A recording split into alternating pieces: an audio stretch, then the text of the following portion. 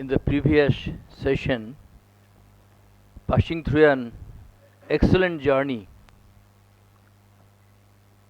definitely sailing on a charted sea by an excellent speaker and professor, Dr. Biddut Das. In fact, we were engorged in his discussions. And the beneficial part of it in my or our talk is that many parts of his deliberations will come into play in our deliberations also, in particular to medical ethics, morality, social responsibility, and the need of clinical medicine, rather revival of the clinical medicines. I'm bringing that on. We'll start with Hippocratic Oath. Why such an oath? Why we are trying to go back to Hippocratic Oath, or the Geneva Declaration, which is being bound to all over the world, almost by all medical association, medical fraternity. Because what Dr. Das was also telling in front of us, ethics, morality, and responsibility is in a very planned manner being destroyed.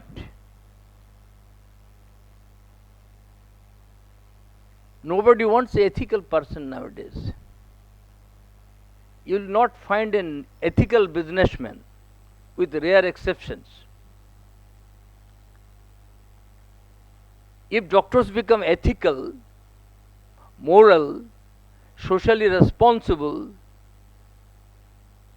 then so many sophisticated and technical know-how and instruments will not excel, will not get their market. So the system itself wants that you become immoral, you become unethical, you become less responsible in a society. You earn money, you make your journey safe, you don't bother for others' well-being. This has become the dictum nowadays. It is sad, all over the country we are listening nowadays. Come to the next declaration. The Geneva Declaration. Medical students are not coming into the classrooms. I do not know the picture exactly of Odisha. I cannot tell you the condition of Calcutta. Even the premier medical college in Asia, Medical College, Calcutta, where most of the classrooms are remaining empty. Even they are not coming to the bedside clinics in the wards, which is the basics of learning medicines. And definitely they are going to coaching classes, and particularly trying for being qualified for post-graduation or super specializations. It is not becoming important to them how much they are learning medicines, understanding of medical knowledge, and acquiring the art of medicines, the skill, the overall management of a patient, not of a disease. That is failing. You can read Hippocrates. If you want to learn about the health of a population, look at the air they breathe, the water they drink, the place they live. the holistic medicines. When you define health, health is not merely absence of disease, and it requires your total well-being. You need good earning, good environment, good nutrition, good neighbor, good working place, good air, good medicines, not only good adulterated food. Medicine is the most adulterated product now in India. You can see in the newspapers and news media. And to the doctor, this great physician who is called the father of medicine is telling, make a habit of two things: to help, or at least to do no harm. If you cannot do better to a patient, to a person, you cannot do harm to him or her. This is the very basics of a physician's or of any good human being. In his last slide, Dr. Das was showing, you must be a good person. Whatever you may be, a doctor, an engineer, a scientist, a teacher, in whatever professions you might be, you must be a good person. So you cannot do harm to others.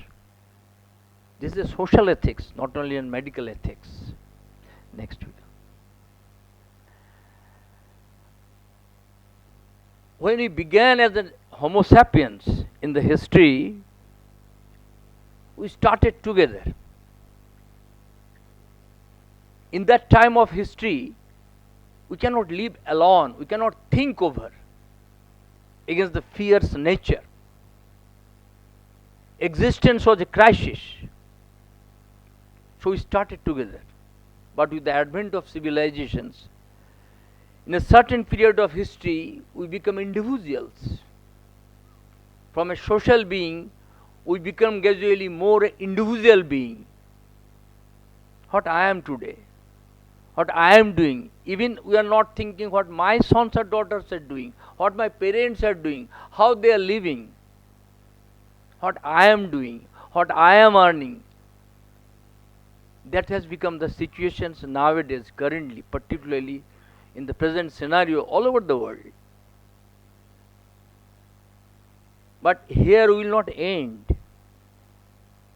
Surely and definitely, with the advent of the society, advancement of our struggle, we will finish again being together, being a real social being or a higher social being. Without that, history cannot fulfill, civilization cannot proceed. Now, how we become a good doctor or a human being, a healer?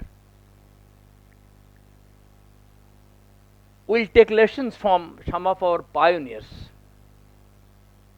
the great physicians, great human beings, great scientists in history. Rudolf Virchow was the father of pathology. You see, the physicians are the natural attorneys of the poor, because most of their problems fall to a large extent with their jurisdictions. I know in Chandigarh, here is my friend Dr. Jagdish Chandra sitting in front of me. In PGI Chandigarh, there was a category of selecting patients. There will be free patients, there will be semi-charges, there will be fully charges. But the deciders were the doctors.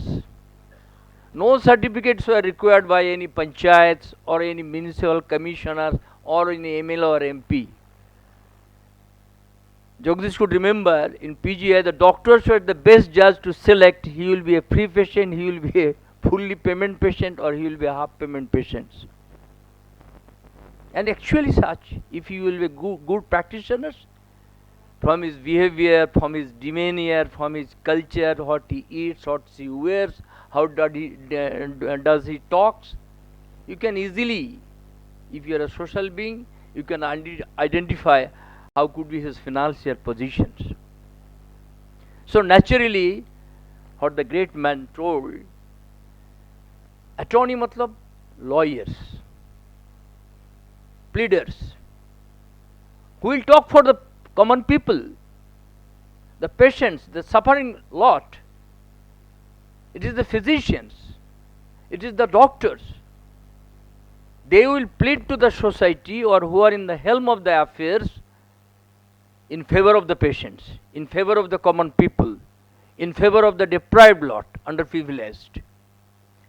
Come to the next one.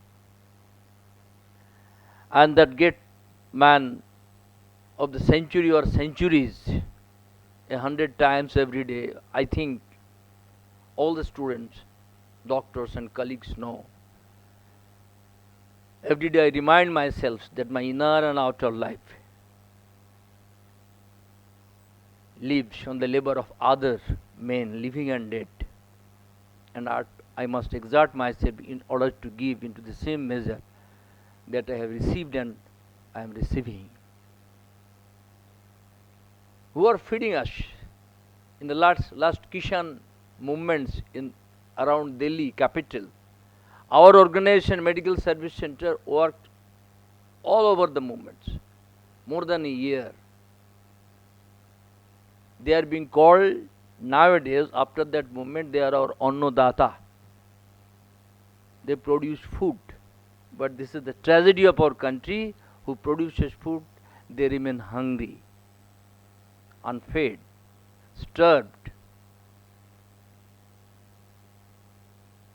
So, every medical student, every medical person, every physician, every nurse, any health worker, they must think over that anything we are getting, we are receiving, we are learning, it is the labor of other men. Without that, our degree, our diploma, our skill development, our technological know-how, everything should not have been possible. Come to the next one. Louis Pasteur. Every student knows, the discoverer of the germ theories. So many discovery and inventions he made.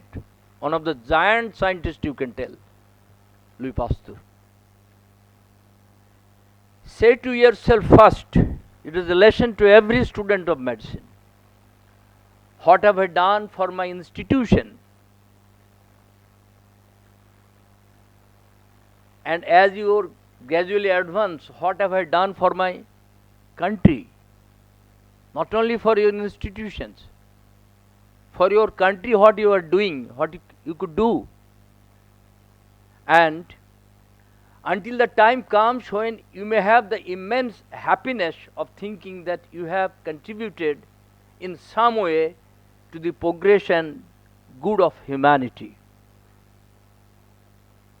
Internationally, think all over the globe, for the mankind, you are being able to do something.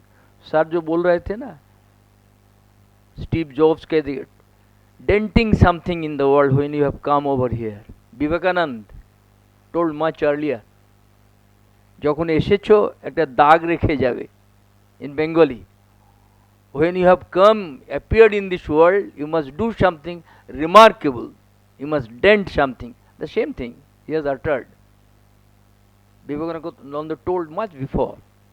So it is a responsibility of every medical person, every student, every doctor, physicians, to do something for the institutions, which we call mother institutions, for your country where you are born, and for the entire mankind, because science, the same person told, science knows no country, no boundary of science.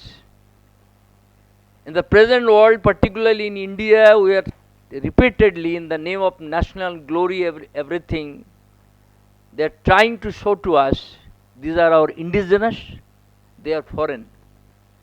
So not Hippocratic oath. We like Charoko. But Charoko also told, anything new, anything scientific, anything knowledgeable, you accept. from anywhere of the world. You go to Choroko. Next. And that Dr. Norman, he can be called the modern father of medicines or people's medicines, people's health, father of people's health. It has become a practice in our generations. Patients will come to you, whatever ill he or she would be, or to hospitals or nursing homes or private clinics. Dr. Norman Bethune called first, go to the patient and do not wait for him or her to come to you.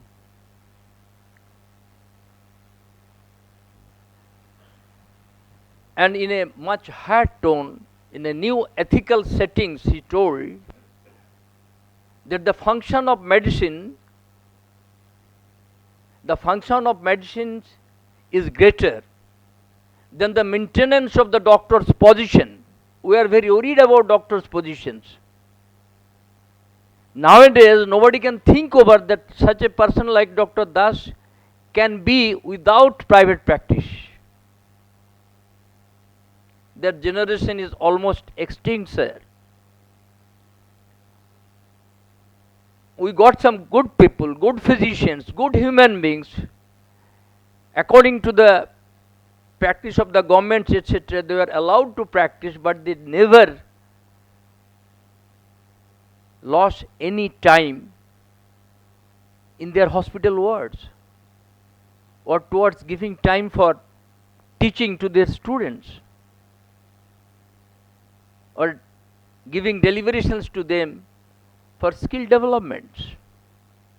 But nowadays, even taking non-practicing allowance, even giving what is called nowadays finger biometry, they are doing full-fledged practice, giving biometry, going out, coming back, giving even biometry. Your record is fine, and good practice is also being maintained. And that is true, I am telling you. I am not making a story over it. So the function of medicine is greater than the maintenance of the doctor. The security of the people's health is our primary duty. Every doctor must think over the security of the people's health is our duty. It is not a charity. It is not a simple task that you are just discharging, being a government servant or being a physician, having some special skills and knowledge. It's a bounden duty to secure the health of your people.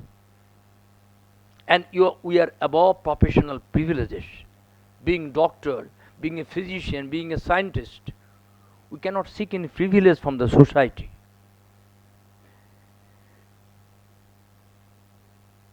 The same line, his follower, Dr. Dwarkanath Kotnis,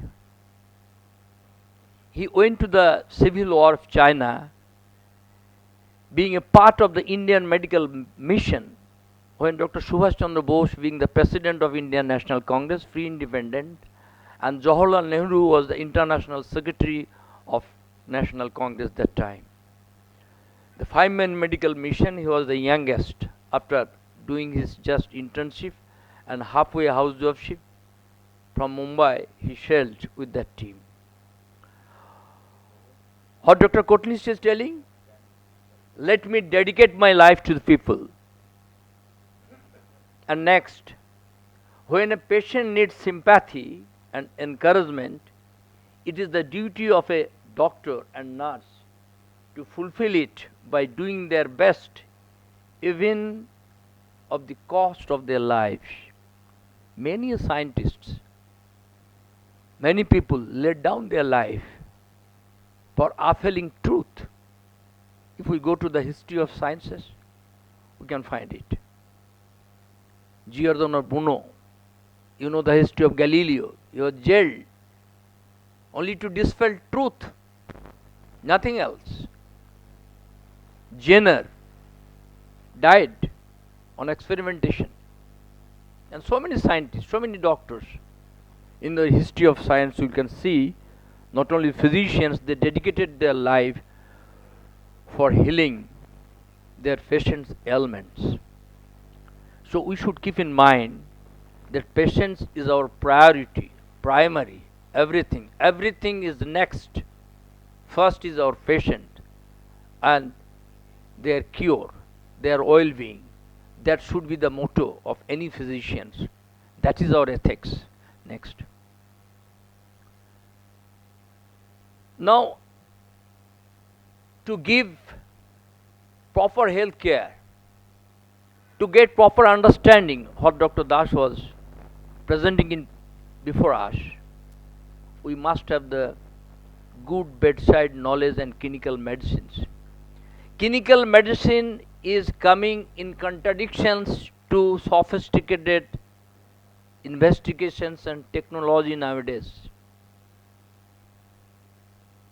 Many of you cannot believe that when we were students in 70s and 80s last century, we don't have even endoscopy, we don't have USG, we didn't get a echocardiograph, CT scan, MRI तो दूर की बात है, PET scan तो ज़्यादा दिन का बात है ही नहीं,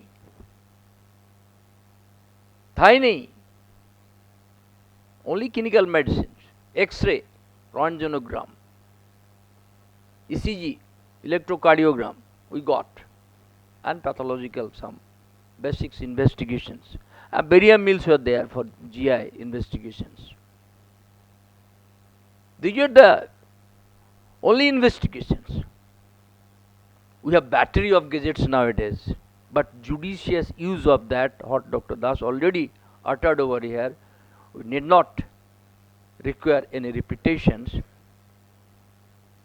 is very, very important. One of our students were presenting an artificial intelligence poster over there.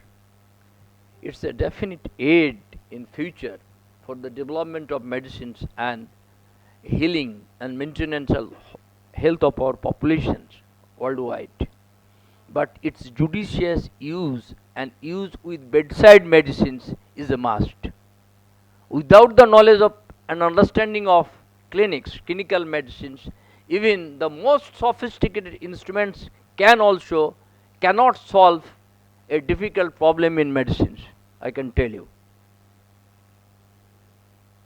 Never possible. So basic understanding, rationalizations, inquisitiveness, and logical conclusions, what only you can get from bedside medicines, from the teachings of the great teachers and their books, etc. That is a must for every medical person, every medical student, or any paramedics. Otherwise, it is never possible to acquire the science, the knowledge, and the art of medicines. And always keep in mind that medicine, come to the next slide. Always keep in mind, again, William Osler. Sir has elaborately told about William Osler. Without him, modern medicine is never possible. He was treated as the father of medicine, modern medicine. The point is, medicine is art of science. It is not only science. Art and science, the blending is medicines. Without the art part, you cannot apply only science to a patient. Nowadays, what is being cultivated or being inculcated, majorly the scientific parts. But the art part of medicines is dying and almost died, which is being taught in bedsides, in clinical medicines. Without getting that knowledge, without putting a hand behind your patient, giving sympathy, creating empathy inside him or her, and giving him hope or her hope, even in the bed of cancer. Unless a patient, a sufferer, develop faith on the doctor, you cannot satisfy him or her in whatever kinds of modern medicine apply on you. Even after consulting a super specialist, patients come back to his own general physicians or clinicians who used to see him and have a confidence over him. You see the prescription, whether I will take these medicines or not, whether I will go for these clinical investigations or not. This is a must. So faith building, patient doctor's bond and relationship is a must. Come to next. The same things. Pavlov, you know, that great experimentation. He also told, never forget to tell that I am ignorant. In whatever position you may be in life, you have the courage to tell that I am ignorant. I have to learn many things more. You just remember Isaac Newton. Don't become a mere recorder of facts, but try to penetrate the mystery of their origin. Logics you bring in every task, every work, every theory.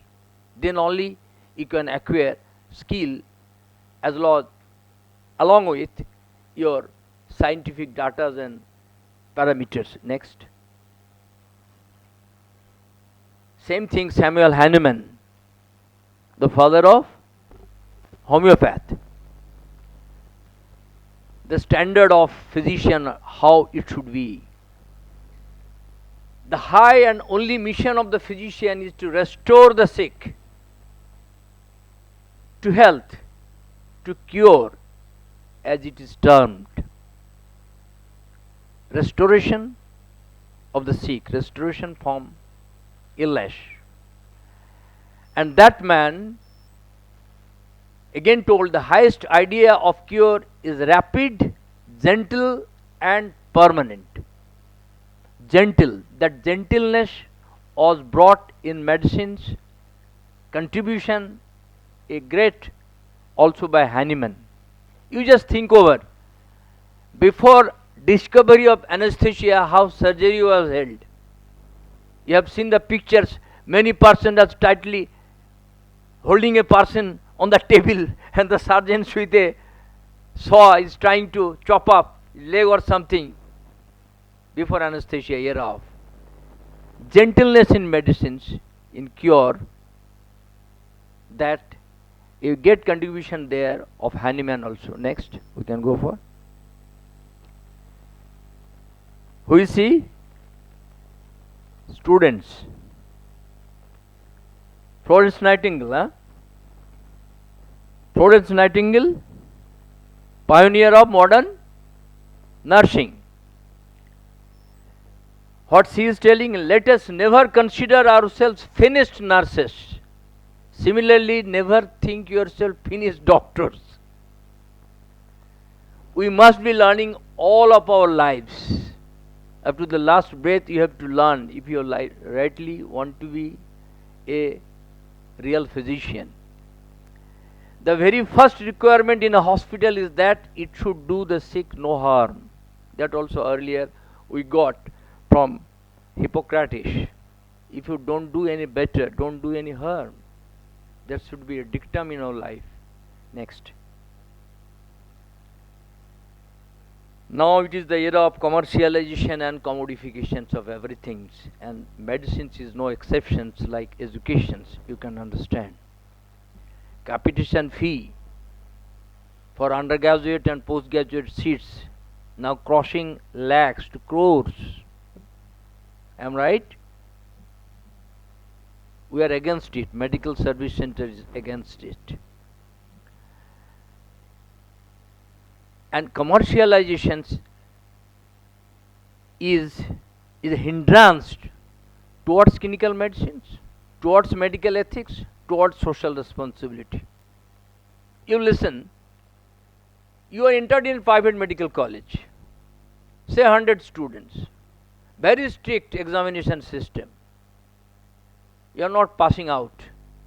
Out of 100, only 30, 25, 40 passing out. Next time, no students, even having money in the pockets, will not enter in that medical college. उधर में ज़्यादा पास नहीं करता है, खतरा है उधर, थोड़ा टाइट है, उधर मत जाओ. जिधर पासिंग रेट अच्छा है उधर चलो. क्या है? असंभव नहीं है, यही हो रहा है.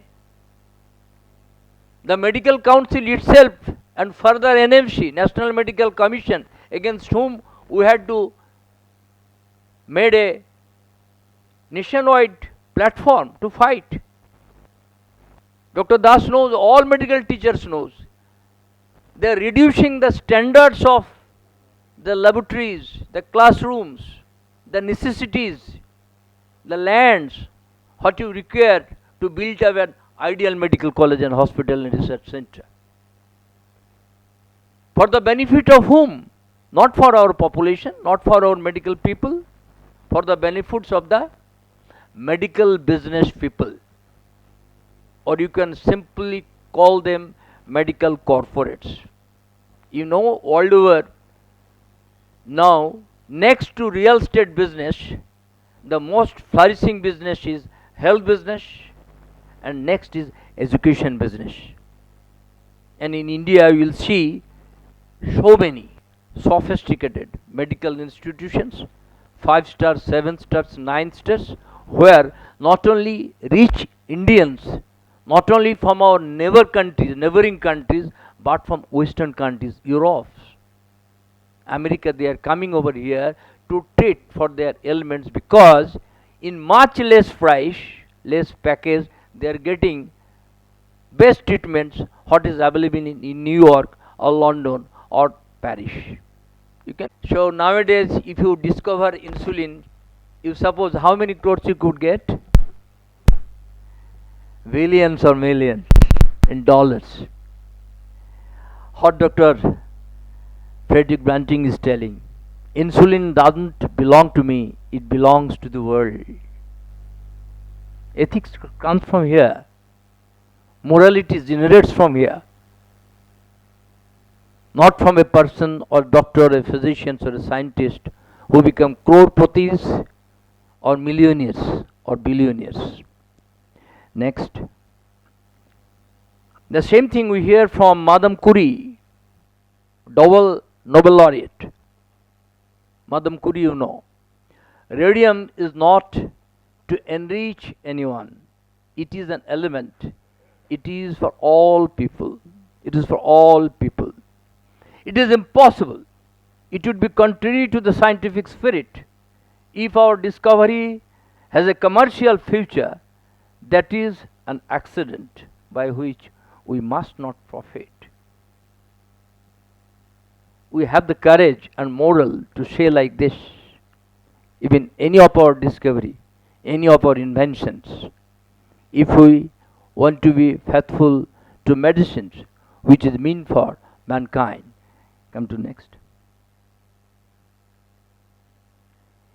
Even under compulsions, in a capitation fee case of PM Inamdar versus State of Maharashtra and others, what our apex court told, you can see, capitation fee cannot be permitted to be charged, and no seat can be permitted to be appropriated by payment of capitation fee. Profession has to be distinguished from business or mere occupation.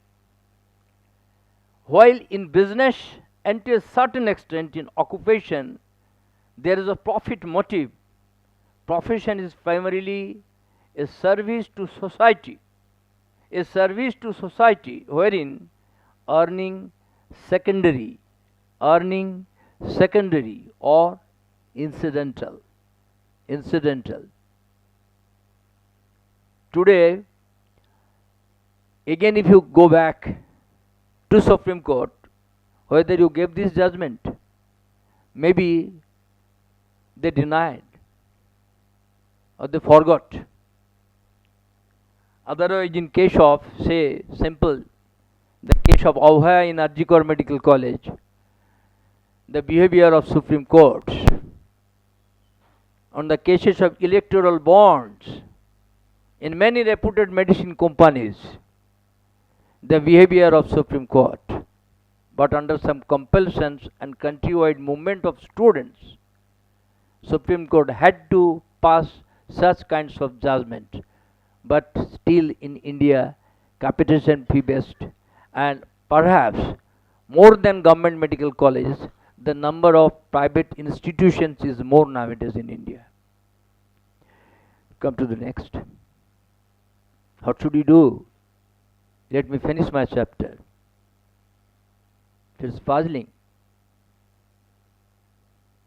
In one side, it is social ethics, morality, call of human being, deprived people, underprivileged. Less than 50% of our population till today can get the advantage of modern medicines, you know. India is still the hubs and capitals not only of diabetes mellitus, of many things, of filaria, of tuberculosis, of malaria, of malnutrition, what not. The Nobel laureate Amartya Sen sometimes told, some parts of India is like New York and London, but major part of India is like Somalia, one of the poorest country of the world, you know, in East Africa. What will you do? Again we will go back to the ethics and morality. The same William Osler, how did he tell? If the fight is for principle and justice, if the fight is for principle and justice, even when failure seems certain, remember, even when failure seems certain, where many have failed before, cling to your ideals. Your ideal will guide you. Your ideology will guide you. Your moral will guide you. Nothing else. Next. You know about the White Rose? The first batch of medical students in Germany who came out formed a group in the name White Rose and openly criticized Nazism, fascism in Germany. They were guillotined, but they rose the entire German nation, and then the protest initiated all over Germany. Strike where the crime is at its darkest. Do not hide your cowardice behind false aristocracy. The most important task now is to fight against this dehumanizing system. This is dehumanizing system till today.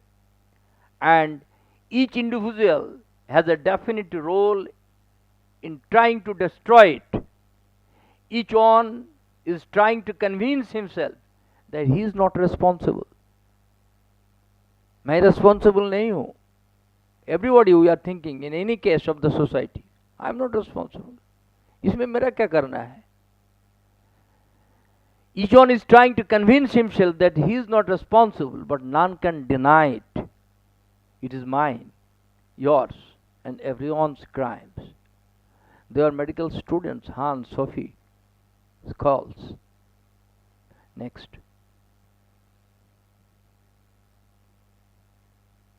And again, Dr. Norman Bethune. I refuse to live in a world that spawns murder and corruption without raising my hand against them. What will you do if your colleague in the hostel is being manhandled? If your colleague is tortured in the OPD? If under pressure of something of the administration or study, one of your colleagues go on suicide?